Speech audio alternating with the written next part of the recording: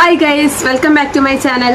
ഞാൻ കഴിഞ്ഞ കുറച്ച് ദിവസങ്ങൾക്ക് മുന്നേ ഒരു വീഡിയോ ഇട്ടിരുന്നു. അപ്പോൾ കുറേ ചോദ്യങ്ങൾ വീണ്ടും വന്നുകൊണ്ട് അത് വെച്ചിട്ടാണ് ഇന്നത്തെ ഈ വീഡിയോ. അപ്പോൾ ആ ഡൗട്ട്സ് ഒക്കെ ഞാൻ ക്ലിയർ ചെയ്ത് തരാം. പിന്നെ ഒരു കാര്യം മറക്കരുത്, എഞ്ചിനീയറിംഗ് റിലേറ്റഡ് ആയിട്ടുള്ള എല്ലാ കാര്യങ്ങളും ഞാൻ എൻ്റെ ചാനലിൽ പോസ്റ്റ് ചെയ്യുന്നതായിരിക്കും. അപ്പോൾ ഇനി ആരെങ്കിലും സബ്സ്ക്രൈബ് ചെയ്യാനുണ്ടെങ്കിൽ ചാനൽ ജസ്റ്റ് ഒന്ന് സബ്സ്ക്രൈബ് ചെയ്തേക്കണേ. പിന്നെ നോട്ടിഫിക്കേഷൻസ് ഒക്കെ കിട്ടാൻ ബെല്ലൈക്കൺ കൂടെ പ്രസ് ചെയ്തേക്കാം. സോ ഫസ്റ്റ് ക്വസ്റ്റ്യൻ, വെക്കേഷൻ കഴിഞ്ഞു, ക്ലാസ് ഇന്ന് സ്റ്റാർട്ട് ചെയ്യും. CS ക്വസ്റ്റ്യൻ പേപ്പർ മോഡിനെ പറ്റിയിട്ടൊരു വീഡിയോ ചെയ്യാവോ? And best study plan for upcoming first year students. Okay, so എനിക്ക് സെം ബ്രേക്ക് തീർന്നു. അതായത് എനിക്ക് ജൂൺ ഫുള്ളായിരുന്നു വെക്കേഷൻ, 1 മന്ത് വെക്കേഷനാണ്. ജൂലൈ കുറച്ച് ദിവസത്തോടെ കഴിഞ്ഞു. ജൂലൈ 1 എൻ്റെ ക്ലാസ് സ്റ്റാർട്ട് ചെയ്യും. ഞാൻ ഈ 3rd ഇയർ ആണ്. ഇനി CS ക്വസ്റ്റ്യൻ പേപ്പറിനെ കുറിച്ച് ക്വസ്റ്റ്യൻ പേപ്പറിനെ കുറിച്ച് പറയുകയാണെങ്കിൽ, നമുക്ക് മിക്ക ക്വസ്റ്റ്യൻ പേപ്പറും ഒരു 60 മാർക്കിന്റെ എക്സാം ആണ്, ബാക്കി 40 മാർക്ക് ഇന്റേണൽ.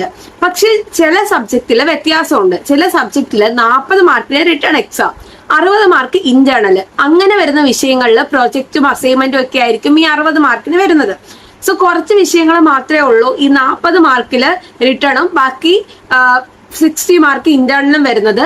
പക്ഷെ മിക്ക എക്സാമും 60 മാർക്കിന് റിട്ടേണും 40 മാർക്ക് ഇന്റേണലും ആണ്. ഈ 40 മാർക്കിൽ ഇന്റേണൽ എന്ന് പറയുമ്പോൾ 2 സീരീസ് എക്സാം ഉണ്ട്. Series exam 1 and 2. പിന്നെ നമുക്ക് ചില വിഷയങ്ങൾക്ക് ലാബ് എക്സാം കാണും. ലാബ് എക്സാം ഉണ്ടെങ്കിൽ ലാബ് എക്സാമിന് ഇന്റേണലും എക്സ്റ്റേണലും കാണും. ഇന്റേണൽ മീൻസ് നമുക്ക് കോളേജിലെ സാറന്മാർ നടത്തുന്ന ഇന്റേണൽ, എക്സ്റ്റേണൽ മീൻസ് പുറത്ത് നടത്തുന്നത്. പിന്നെ നമുക്ക് അസൈൻമെന്റ്സ് കാണും, 2 അസൈൻമെന്റ്സ് കാണും. പിന്നെ ലാബുള്ള വിഷയങ്ങൾക്ക് റെക്കോർഡ് കാണും. സോ അപ്പൊ ഇത്രയാണുള്ളത്. ഇനി സീരീസ് എക്സാം 1 എന്ന് പറയുമ്പോൾ നമ്മൾ ക്ലാസ് തുടങ്ങി ഒരു മാസമൊക്കെ കഴിയുമ്പോൾ തന്നെ സീരീസ് എക്സാം 1 വരും. നമ്മളെ പഠിപ്പിക്കുന്ന സാറന്മാർ തന്നെയാണ് ക്വസ്റ്റ്യൻ പേപ്പർ തയ്യാറാക്കുന്നത്. നമ്മൾ ക്ലാസ് ടെസ്റ്റ് ഒക്കെ എഴുതൂലേ, അതേപോലെ നിങ്ങൾ ചാപ്റ്റേഴ്സ് പഠിച്ചുകൊണ്ട് പോകുക, അതിലുള്ള ക്വസ്റ്റ്യൻസ് പഠിച്ചുകൊണ്ട് പോകുക, അതിനൊക്കെ തന്നെയായിരിക്കും ചോദിക്കുന്നത്. അപ്പോൾ അത് നമ്മൾ നന്നായിട്ട് ചാപ്റ്റേഴ്സ് പഠിച്ചുകൊണ്ടാൽ നമുക്ക് എഴുതാൻ പറ്റും. സെക്കൻഡ് ഇന്റേണൽ അതേപോലെ 1 മാസം കഴിയുമ്പോൾ കാണും. സോ 4 മാസം മാത്രമേ നമുക്ക് വരുള്ളൂ. 6 മാസമാണ് സെം എന്ന് പറയുമെങ്കിലും കഷ്ടിച്ച് 4 മാസം അല്ലെങ്കിൽ 3.5 മാസമായിരിക്കും നമുക്ക് കിട്ടാൻ പോകുന്നത്. അപ്പൊ ഈ ക്വസ്റ്റ്യൻ പേപ്പർ എന്ന് പറയുമ്പോൾ നമുക്ക് 60 മാർക്കിന്റെ ആദ്യത്തെ 2 പാർട്ടാണ്, A പാർട്ടും B പാർട്ടും. ഈ A പാർട്ടിൽ എന്ന് പറയുമ്പോഴത്തേക്കും നമുക്ക് മൊത്തം 4 മൊഡ്യൂൾസ് ആണ് ഉള്ളത്. ഇപ്പൊ പുതിയ 2024 സ്കീമാണ് നിങ്ങൾ എല്ലാവരും. 2024 സ്കീം എന്താണ് അത് ഞങ്ങൾ പറഞ്ഞുതരാം. 2019 നമ്മുടെ സിലബസ് ചേഞ്ച് ആയി, കരിക്കുലം എല്ലാം മാറി. ഇപ്പൊ 2019 ഒരു സ്കീം ഉണ്ടായിരുന്നു. ഈ 4-5 വർഷം കൂടുമ്പോൾ നമ്മുടെ ഈ സ്കീം ചേഞ്ച് ആവും. അതായത് സിലബസും എല്ലാം ഇവർ റിവൈസ് ചെയ്യും. ഇപ്പൊ 2024 ആയപ്പോൾ ഇവരെല്ലാം ഒന്ന് റിവൈസ് ചെയ്ത് പുതിയൊരു സിലബസ് കൊണ്ടുവന്നു. അതാണ് 2024 സ്കീം. ഇനി ഒരു 4-5 വർഷം കഴിയുമ്പോഴത്തേക്കും 2028 ഒക്കെ ആകുമ്പോഴത്തേക്കും പുതിയൊരു സ്കീം വരും. അപ്പൊ അതുവരെ പുതിയൊരു സ്കീം വരുന്നവരെ ഈ ബിടെക്കിൽ വരുന്ന എല്ലാ പിള്ളേരും 2024 സ്കീമിൽ വരുന്നവരാണ്. ഞങ്ങളായിരുന്നു അതിന്റെ ഫസ്റ്റ് ബാച്ച്. ഓക്കെ, 2019 അത്ര സിമിലർ അല്ല. സിലബസിലൊക്കെ കുറച്ച് വ്യത്യാസങ്ങളും കാര്യങ്ങളും ഒക്കെ ഉണ്ട്. നമുക്ക് പ്രീവിയസ് ഇയറും കാര്യങ്ങളോ ഒന്നും ഇല്ല. സബ്ജക്റ്റിലും കുറച്ച് ചേഞ്ച് ഉണ്ട്. ഓക്കെ, ഇനി ക്വസ്റ്റ്യൻ പേപ്പറിനെ കുറിച്ച് പറയുകയാണെങ്കിൽ നമുക്ക് A പാർട്ടും B പാർട്ടും 2 ഉള്ളത്.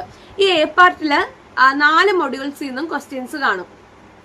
ഈ A പാർട്ടിൽ എന്ന് പറയുമ്പോൾ 4 മൊഡ്യൂളിൽ നിന്നും ഈ 2 ക്വസ്റ്റ്യൻ ഇതായിരിക്കും കാണാം. അത് ഓർഡറിലായിരിക്കും. ഫസ്റ്റ് മൊഡ്യൂളിൽ നിന്ന് 2 ക്വസ്റ്റ്യൻ, സെക്കൻഡിൽ നിന്ന് 2 ക്വസ്റ്റ്യൻ, തേർഡിൽ നിന്ന് 2, ഫോർത്തിൽ നിന്ന് 2.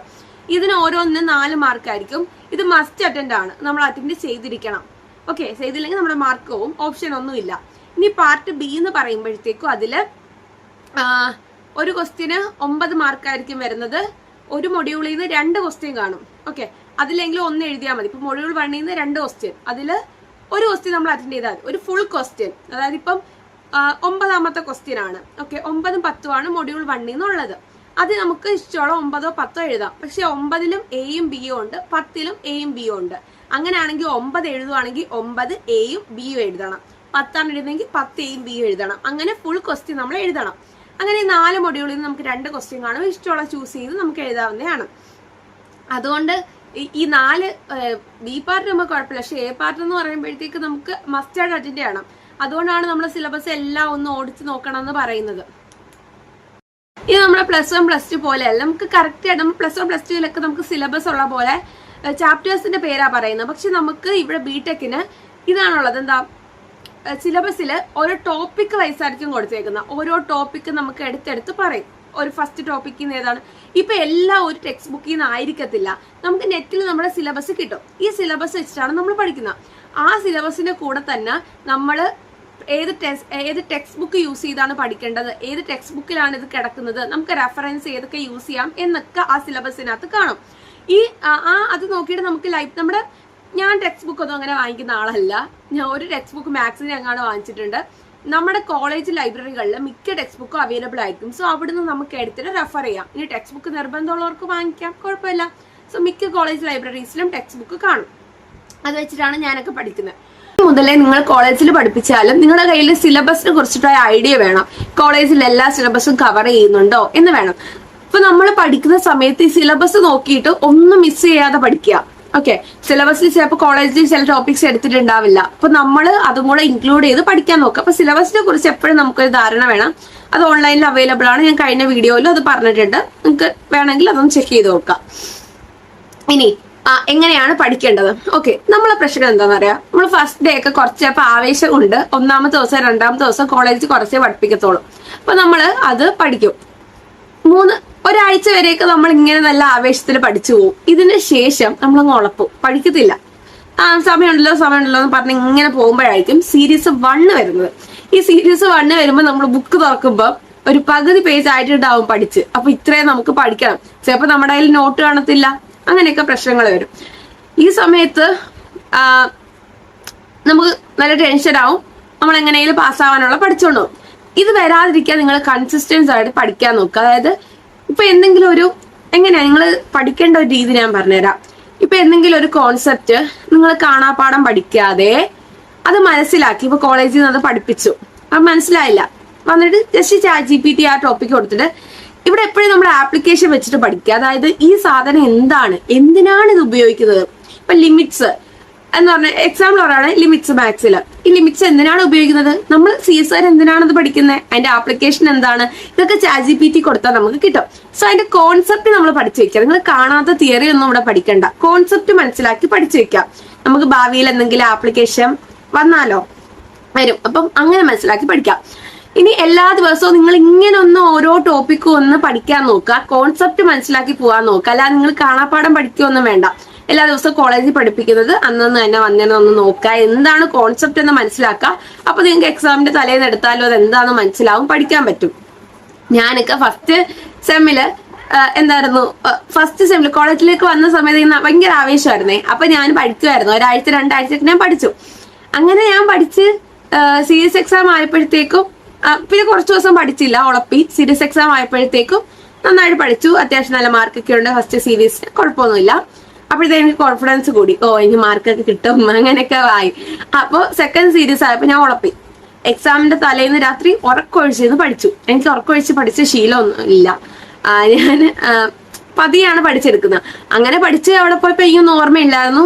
ഈ 40-ലാണ് നമ്മുടെ സീരീസ് എക്സാം വരുന്നത്, ഞാൻ പറഞ്ഞില്ലേ. അപ്പൊ ഈ 40-ലെ സീരീസ് എക്സാം നമ്മൾ എഴുതും. First series 40, second series 40.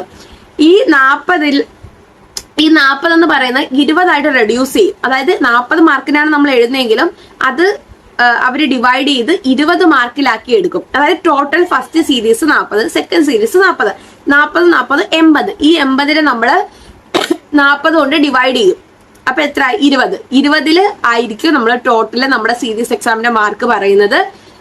ഞാൻ പറഞ്ഞില്ലേ, ടോട്ടൽ 40 ഇന്റേണൽ. അപ്പൊ 2 സീരീസും കൂടെ നമ്മൾ 20-നുള്ളിൽ വെച്ചിട്ട് പറയും. ബാക്കി 20 നമ്മുടെ അസൈൻമെന്റ്സിനാണ് ഉള്ളത്. ഇതിനെയൊക്കെ കുറിച്ചിട്ട് ഞാൻ ഡീറ്റെയിൽ ആയിട്ട് പിന്നെ പറഞ്ഞു തരാം കേട്ടോ. അപ്പൊ നിങ്ങൾ മുകളിലൊന്ന് റഫായിട്ടൊന്ന് പറഞ്ഞാൽ മതി.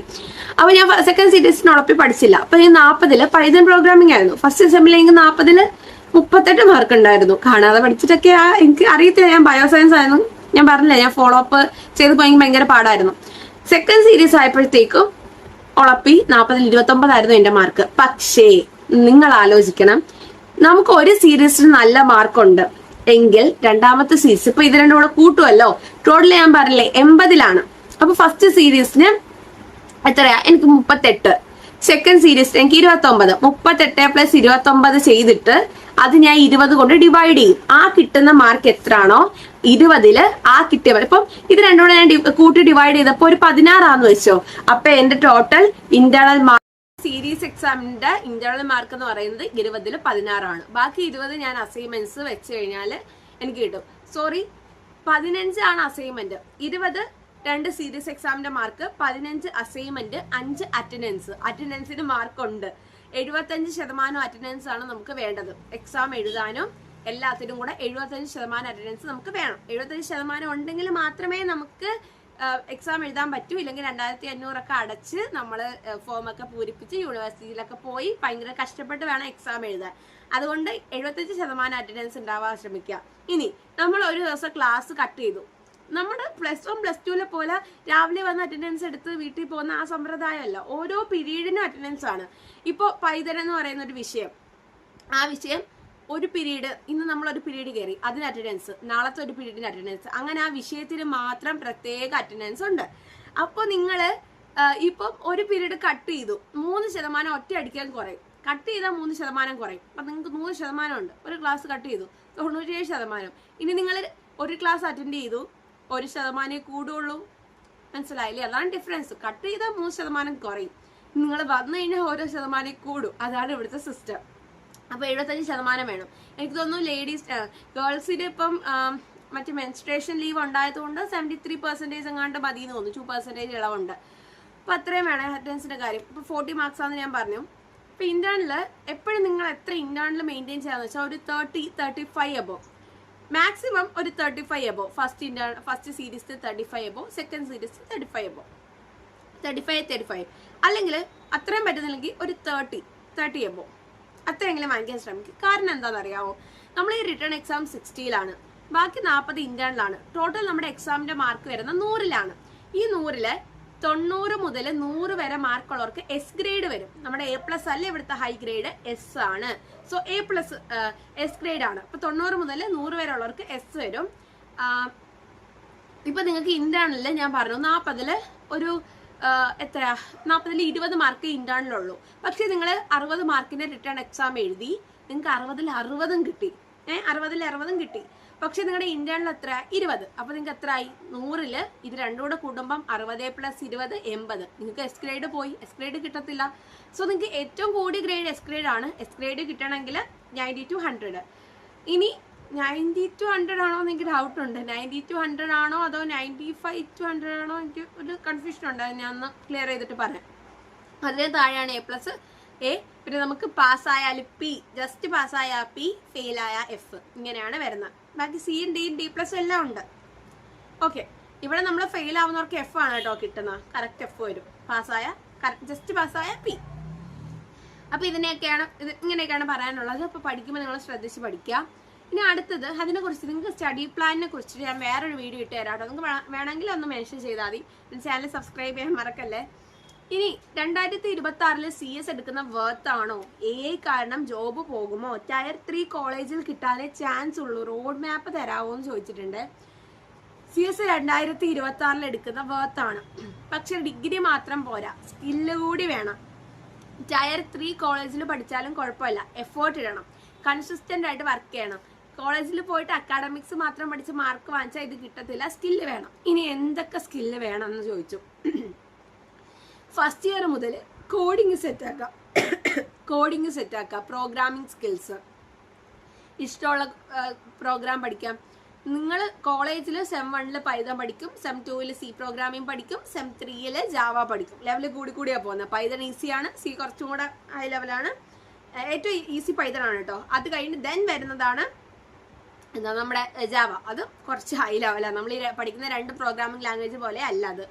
അപ്പോൾ നിങ്ങൾ ഫസ്റ്റ് ഇയർ മുതൽ കോഡിങ് പ്രാക്ടീസ് ചെയ്യാട്ടോ. എനിക്ക് കോഡിങ് അത്ര സെറ്റല്ല, ഞാൻ പറഞ്ഞേക്കാം. ഞാൻ അത്ര സമയം കൊടുത്തില്ല. ഈ സെക്കൻഡ് ഇയർ കഴിഞ്ഞിട്ട് ഞാൻ അതിന് വേണ്ടിയിട്ട് അത്ര സ്പെൻഡ് ചെയ്യാത്തതുകൊണ്ട് കോഡിങ് എനിക്ക് അത്ര ഓക്കെ അല്ല. സോ നിങ്ങൾ കോഡിങ് ഫസ്റ്റ് ഇയർ മുതൽ ചെയ്യാം. കോഡിങ് ഇമ്പോർട്ടൻ്റ് ആണ്. രണ്ടാമത്തെ DSA, ഡേറ്റ സ്ട്രക്ചർ, അതൊക്കെ നിങ്ങൾ അത് പഠിക്കുന്ന സെക്കൻഡ് ഇയറിലാണ്. നമ്മുടെ കോർ സബ്ജക്റ്റ് ആണ്. അത്ര ഇമ്പോർട്ടൻറ്റ്, നമ്മുടെ ബേസിക് ആണ്. നിങ്ങൾ ആദ്യമേ ഒന്നും പഠിക്കണ്ട. സെക്കൻഡ് ഇയറിൽ DSA എന്ന് പറയുന്ന സബ്ജക്റ്റ് ഉണ്ട്. ആ സമയത്ത് നിങ്ങൾ നന്നായിട്ട് പഠിച്ചാൽ മതി. സെക്കൻഡ് ഇയർ, അതായത് തേർഡ് സെമ്മിൽ. ഇനി വെബ് ഡെവലപ്മെന്റ്, ആപ്പ് ഡെവലപ്മെന്റ്, ഓരോ വെബ് ആപ്ലിക്കേഷൻ, നമ്മുടെ വെബ്സൈറ്റ് ഒക്കെ അല്ലേ, അത് ഉണ്ടാക്കുന്നത് എങ്ങനെയാണ്, ആപ്പുകൾ ഉണ്ടാക്കുന്നത് എങ്ങനെയാണ്, പിന്നെ ഓരോ ഇന്റേൺഷിപ്പ് ഒക്കെ ചെയ്യാൻ പറ്റുമെങ്കിൽ ചെയ്യുക, പ്രൊജക്ട്സ് ചെയ്യുക, ഗിറ്റബ് പോർട്ട്ഫോളിയോ, അതിനെക്കുറിച്ച് വീഡിയോ ആണെങ്കിൽ പറഞ്ഞാൽ ഞാൻ ചെയ്തു തരാം. ഗിറ്റബിൻ്റെ പോർട്ട്ഫോളിയോ ഒക്കെ ചെയ്തിടുക. കമ്മ്യൂണിക്കേഷൻ സ്കിൽ ഇമ്പോർട്ടൻ്റ് ആണ്. ഇംഗ്ലീഷ് നന്നായിട്ട് പറയാൻ പറ്റണം, നമുക്ക് കമ്മ്യൂണിക്കേറ്റ് ചെയ്യാൻ പറ്റണം, അത് ഇമ്പോർട്ടൻ്റ് ആണ്. സോ 4 ഇയർ വേസ്റ്റ് ആവുന്ന ആളുകളൊക്കെ പറയും അതൊന്നും നോക്കിയിരിക്കേണ്ട, നിങ്ങൾ കൺസിസ്റ്റൻസ് ആയി പഠിച്ചു കഴിഞ്ഞാൽ നിങ്ങൾക്ക് ജോലിയൊക്കെ കിട്ടും. എത്ര പേർക്ക് ജോലി കിട്ടുന്നു? പക്ഷെ സത്യം എന്താണെന്നറിയാം, നമ്മൾ ജോലി കിട്ടുന്ന ആരെയും കാണുന്നില്ല, ജോലി കിട്ടാത്തവരെയാണ് നമ്മൾ കാണുന്നത്. അതുകൊണ്ടാണ് ഈ പ്രശ്നം.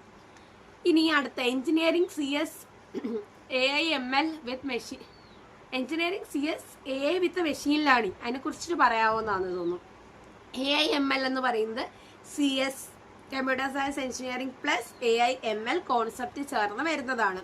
സോ ഇതിലെ programming, maths, statistics, data analytics ഇതൊക്കെയാണ് വരുന്നത്. ഫ്യൂച്ചറിൽ സ്കോപ്പ് ഉണ്ട്, ഇത് AI ഇങ്ങനെ വളർന്നു വരുന്നത് കൊണ്ട്. സോ ഇൻട്രസ്റ്റഡ് ആണെങ്കിൽ മാത്രം ചൂസ് ചെയ്യുക, ടഫുള്ള സബ്ജക്റ്റ് ആണ്. പിന്നെ കാരണം നമ്മുടെ CS-നെക്കാട്ടി കുറച്ചുകൂടെ പാടുള്ള മാത്സ് ആണ്, കുറച്ചുകൂടെ നമ്മുടെ CS കണക്കല്ല AI കുറച്ചുകൂടെ മാത്സും കാര്യങ്ങളൊക്കെ പഠിക്കാൻ വരുന്നുണ്ട്, കുറച്ചുകൂടെ ടഫാണ് അവരുടെ സബ്ജക്ട്സ്. ഇനി ബെസ്റ്റ് ലാപ്ടോപ്പ്. ഓക്കെ, ലാപ്ടോപ്പ് നിങ്ങൾ ഈ സെക്കൻഡ് ഇയർ ഫസ്റ്റ് ഇയറിൽ ലാപ്ടോപ്പ് ആദ്യമേ വേണ്ട കേട്ടോ. ലാപ്ടോപ്പ് ഒന്നും ആയിട്ടല്ല നിങ്ങൾ കോളേജിൽ പോകുന്നത്. കോളേജിൽ നിങ്ങൾ ലാപ്പൊന്നും കൊണ്ടുപോകണ്ട, ലാബിലൊക്കെ ലാപ്ടോപ്പ് ഉണ്ട്, കമ്പ്യൂട്ടേഴ്സ് ഉണ്ട്.